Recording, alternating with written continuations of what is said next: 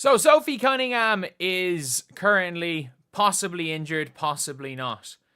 She could be injured, she might not be. But we got an update 8 minutes ago from Stephanie White right here about the Sophie Cunningham injury. And this is what Stephanie White said. Sophie able to do. Put me on the sideline and talk. That's about all she was ready to play. Sat over there and just talked the whole time. I'm going crazy. Yes, she's going crazy. And for all the people saying she can't jump shoot, that is clearly a normal jump shot, by the way.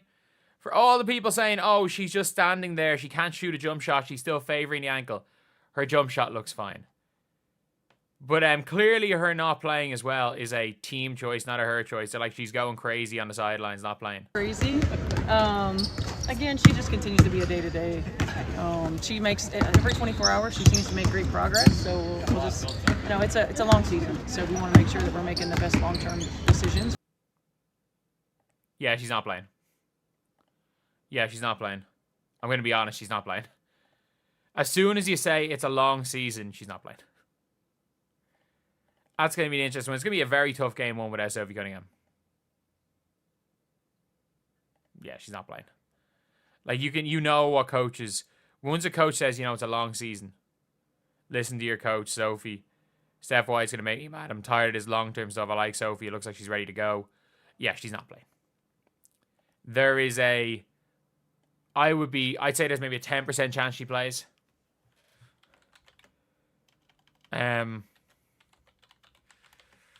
Like, if you say it's a long season, then that's code word for we're resting her. But yeah, and it does not seem to be her decision. It's the merit. It's like, I'd be shocked. I would be shocked if Sophie Cunningham plays.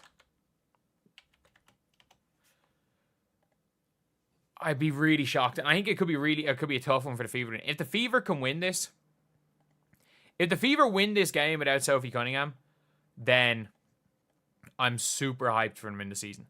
But it just means, and problem is, again, Caitlin Clark's carrying a bit of an injury. They're not going to want to play her too much. But again, look, it's game one of the season. It's game one of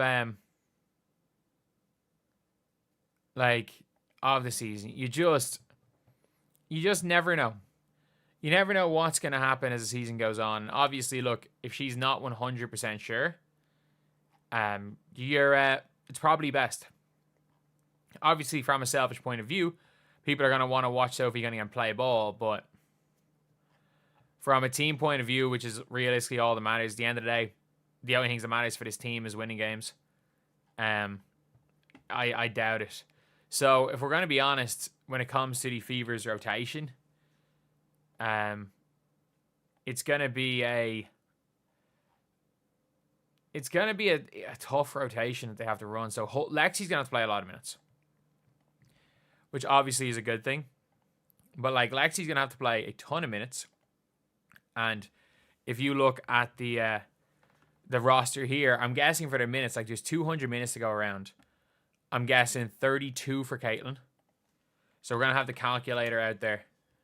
I'm going to guess 32 for Caitlin. I'm going to guess Kelsey Mitchell playing at least 5 minutes at the 1 of those 7. So I'm going to guess 32 for Caitlin. I'm going to guess Dewana plays... Dewana might honestly play 26 maybe. Plus Coulson, give her 5. Give Aaliyah 30. Give Kelsey 32. And give Natasha Howard 20, 27 maybe. Give it Natasha Howard 27 minutes. So with that, you're at 152 minutes. So you got 48 minutes for the rest of the team. And you give Lexi Hull 20 of them. So that's 28 minutes for Michaela Timpson, Bree Turner, Dantas. They're not going to play. Those three are not playing 28 minutes combined.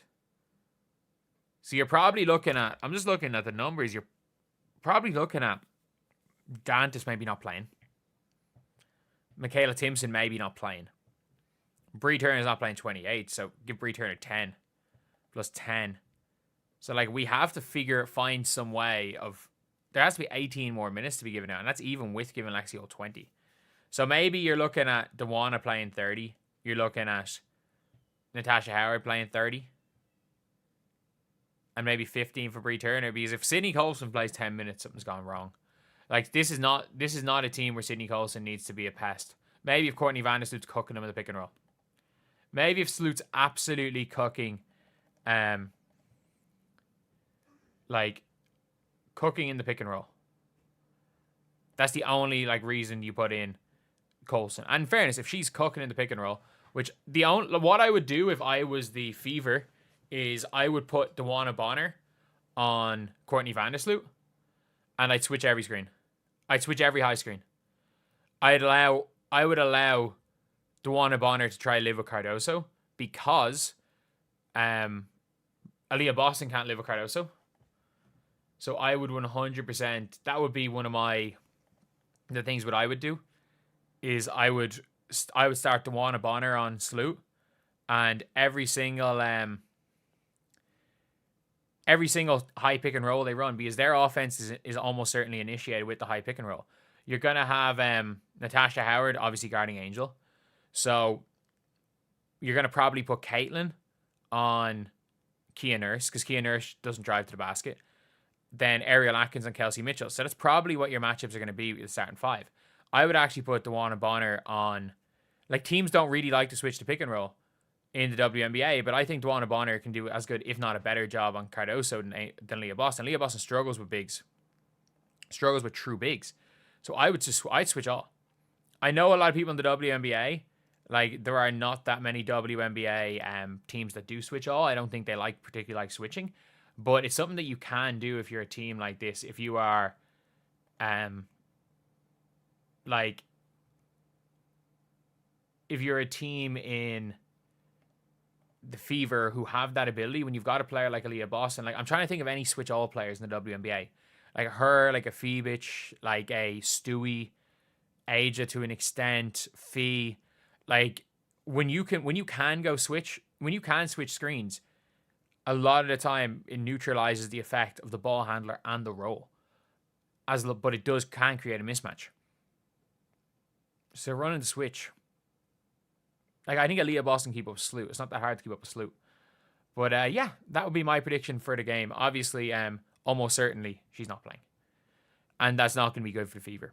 That's not going to be good at all for the Indiana Fever if Sophie Cunningham's not playing. Because I do think Sophie Cunningham is an important part of a lot of what they want to do. There's a lot of things that she is an important part of. And I think in general... not that the Fever go where she goes, but if the Fever want to win anything, she's got to be healthy. But anyway, I'll see you guys.